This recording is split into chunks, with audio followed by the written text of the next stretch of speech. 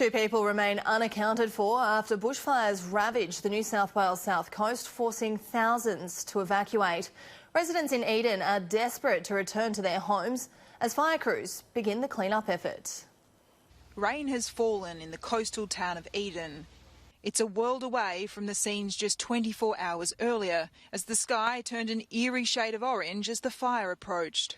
Hundreds forced to flee as the fire roared up from the Victorian border, many on the local wharf. But that was evacuated too on Sunday lunchtime with fears it wasn't safe. Many decided to stay though, huddling in tugboats on the wharf. It's sort of like this now, and then you'll keep watching and it'll go yellow, yellow, and then it'll go pink, and then it'll go red, and then it'll go deeper red, and every window in your house goes red, and you think, oh, it's time to go. Authorities feared they may have needed to conduct a mass evacuation of the town by the sea, with the HMAS Adelaide deployed to Twofold Bay. That didn't eventuate, with a small crew coming ashore to be embedded with New South Wales Police. We have the ability to relocate civilians if tasked to. We have the ability to project logistics over the shore, whether that be water, whether that be food, whether that be basic life support items, toilet papers, blankets. We have a limited primary healthcare capability on board where we could do some health assessments and we could work hand in glove with some of the pre-hospital care folks on the ground. We also have the capability to conduct rotor wing AME, aeromedical evacuations. The chip mill continues to burn across the bay, billowing smoke towards HMAS Adelaide. Across the state, authorities have fears for two people who remain unaccounted for. We've got the two people unaccounted for, someone south of Bombala and someone just to the west of Badalla down in southern New South Wales. We'll continue to work with police and other authorities to hopefully get a positive result out of those two unaccounted for people. With conditions more favourable, fire crews have begun the clean-up effort, sweeping ash and debris from the main street of town. It's been an anxious wait, though, for many residents, with authorities unable to confirm the number of houses lost. Roadblocks are preventing people from returning home, and what they will return to is for now unknown. Trudy McIntosh, Sky News on the New South Wales far south coast. The coastal town of Bendalong was among the hardest hit during Saturday's bushfires. Stella Todorovic has spoken with the locals there about how they survived what's been described as hell.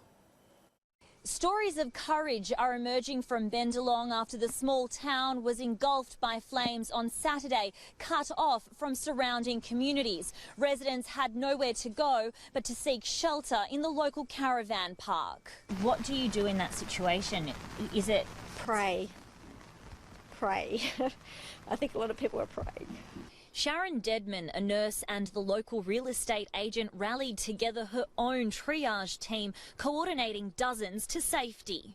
The guys at the caravan park, them getting all the tourists out of there before this happened is an absolute miracle. So it was a credit to the police, RMS, everybody trying to get as many people out of here. While her husband Alan, a local RFS volunteer, tried to hold back the fire from impacting properties. It bore down on all sides of Bendalong, but miraculously no homes were impacted and no lives were lost. Thank you to everyone in this community. If it wasn't for them, I don't know where we'd be. The Cash family has been holidaying in the town for decades. They say a strike team from Sydney showed up just in time to help take the blaze on. That team included former Prime Minister Tony Abbott. Luckily we had a strike team down here from north of Sydney. They're from Colin Candle Creek and Davison and places like that. We had the XPM down here. The community has been without power for almost 1 week. Residents are taking cold showers and throwing out perishables.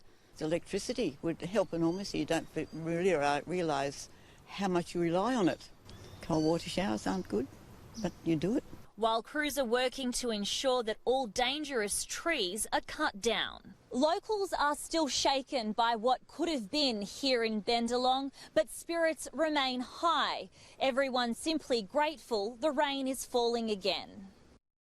More signs of a strained relationship between the New South Wales Fire Chief and the Prime Minister have been on display today.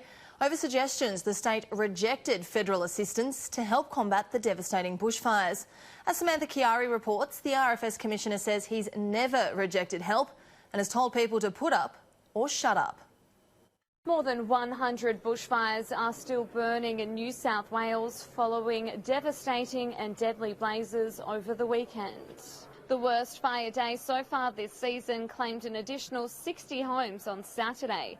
That number is expected to rise into the hundreds when damage assessment teams head into the fire zones today. Since New Year's Eve alone, nearly 600 homes have been lost in southern parts of the state, and it's been a tense 24 hours for authorities here at RFS headquarters after allegations emerged the New South Wales Rural Fire Service Commissioner Shane Fitzsimmons and Premier Gladys Berejiklian rejected federal assistance, a claim the Commissioner denies. I think the only thing that I'm disappointed with is some of the comments that are being made.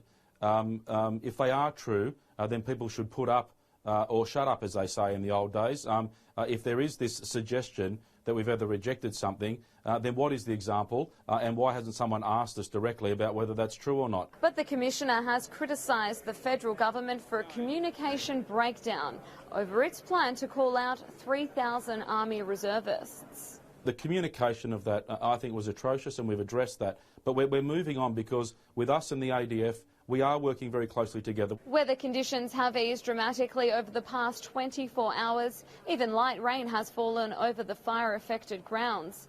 A reprieve in conditions means firefighters, where possible, will undertake backburning to strengthen containment lines. Even though conditions have improved, authorities are warning people not to become complacent. As we know, we have milder conditions today, and whilst Commissioner Fitzsimmons always says there is absolutely no room for complacency, especially given we have over 130 fires still burning across the state, that we can assume that conditions will not worsen from what we have today until at least Friday or Saturday. 4.9 million hectares of land has been burnt so far this season in New South Wales. And despite easing conditions, temperatures are set to soar once again on Friday. A state of emergency remains in place for the state as this bushfire disaster worsens.